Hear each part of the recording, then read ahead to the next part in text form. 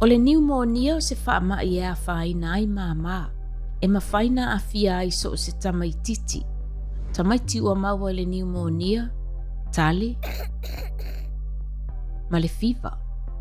A tonu e whaalongo ina fo i e tamaiti, tau mānavanava ma te le vave le mānava, ta angulungulu le mānava, whaingatā na ai mainu.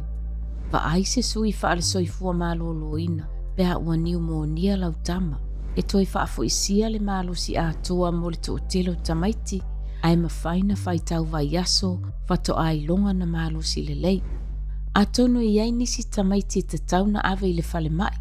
A whaio e popole i si au tama, pala au le Healthline i le ovalu se lau, ono tasi ono. Peva ai loa se sui whaale soifua mālolo ina.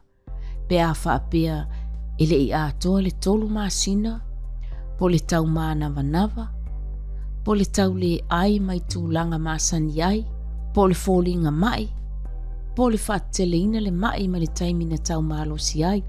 Tusa lava pe ua umana wa ai se sui whaare soifua mālolo ina. A le umalo popole po le whaateleina lona mai, toe wa ai se sui whaare soifua mālolo ina.